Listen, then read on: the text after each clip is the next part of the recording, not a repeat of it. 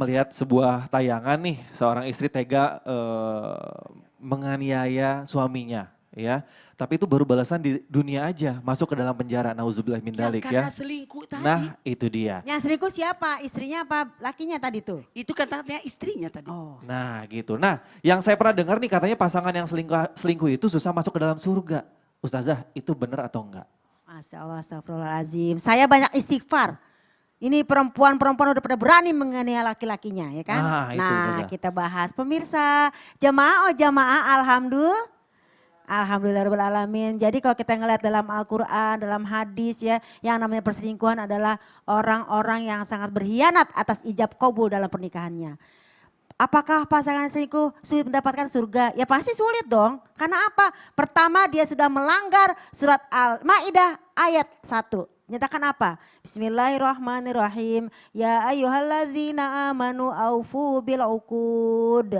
Wahai orang-orang yang beriman, penuhilah janji-janji akad-akadmu. Ada akad jual beli, ada akad dan ada akad nikah. Kan waktu akad nikah dibilang apa? Saya terima nikahnya, nanti saya setia, saya begini. Ternyata dalam perjalanan kehidupannya mereka melakukan nusyus dalam yang namanya pernikahan mereka itu. Jadi kalau kita ngomongin, jangankan ngomongin akhirat, dalam dunia juga udah ketahuan tuh ada azabnya. Kalau katanya azab kan begitu. Nauzubillahimin. Nah yang pertama dia sudah melanggar perjanjian ijab kabul. Padahal kalau Allah bilang orang yang berjanji kemudian dia berkhianat adalah orang-orang yang munafik. Yang kedua, kenapa dia atau kita atau seseorang yang yang mengadakan perselingkuhan disebut orang yang tidak masuk surga karena dia sudah melaksanakan nusyus. Ternyata yang namanya nusyus gak cuma laki-laki doang. Dalam surat An-Nisa ayat 128 ada seorang laki-laki yang nusyus yaitu acuh tak acuh kepada istrinya. Atau kebalikannya dalam surat An-Nisa ayat 34 ada juga perempuan yang nusyus yaitu apa? Keluar rumah ya kan? Tanpa izin, kemudian keluarnya adalah tidak dalam keperluan untuk yang namanya ganjen, ya kan, genit untuk selingkuh. Nauzubillahimin dzalik. Nah seperti ini dinyatakan dalam Al-Quran harus diberikan balasan. Walaupun bukan suami yang balas ya kan, tapi yang membalas nanti Allah. Kalaupun suami mau ngasih tahu paling nasihat. Nah ini udah dia yang salah, dia yang menganiaya suami. Nah ini namanya nih kalau kita bahasanya ujiannya udah jatuh tertimpa tangga pula. Dia yang salah perempuannya Pak Ustadz, benar gak sih? Dia juga yang nyiksa. Ini bagaimana? Ini istri apa preman? Tuh, maaf nih, mohon maaf gitu.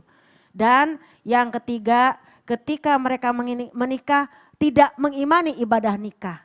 Pastikan yang ini mencari kekurangan suami. Karena suaminya kurang di mata dia carilah laki-laki yang menurut dia itu sempurna. Terjadilah perselingkuhan. Dia tidak mengimani ibadah nikah. Karena nikah adalah dapat menerima kekurangan dan kelebihan pasangan. Ya enggak sih pemirsa? Kita punya kelebihan, pasti ada kurangnya. Suami kita punya kekurangan, pasti ada kelebihannya.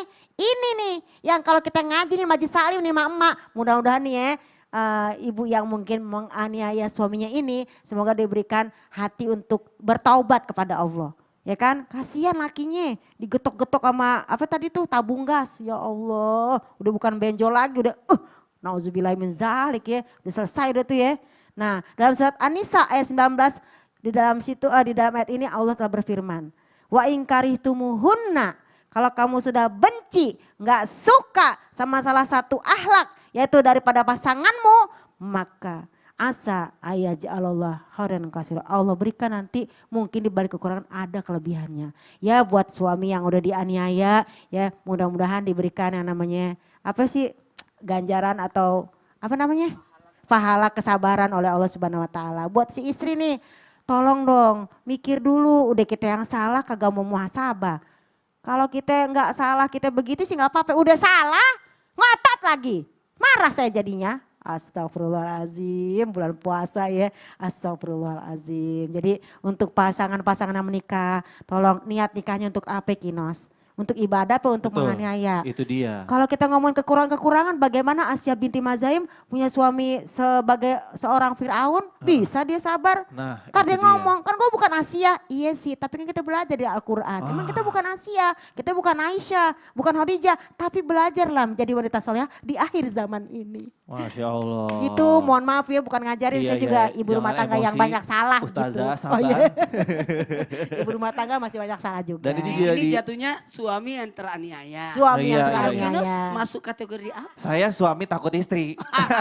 Enggak, Menghormati, suami itu tidak segan. pernah takut sama istri, tapi, Tapi? menghargai, memuliakan Betul istri. sekali. sekali. Sama jadi ini juga pelajaran. Hati-hati nih buat suami saat mau memilih calon istri. Tapi dalam hal ini bisa jadi alasan apapun sebenarnya tidak boleh saling menyakiti. Betul, Karena menyakiti itu sama dengan merusak pernikahan. betul sekali ya. Ustadz Syam, tuh Apa tuh? hati-hati dalam milih Dalam- maksudnya. Oh, Hati. ke situ arahnya. Tahu aku.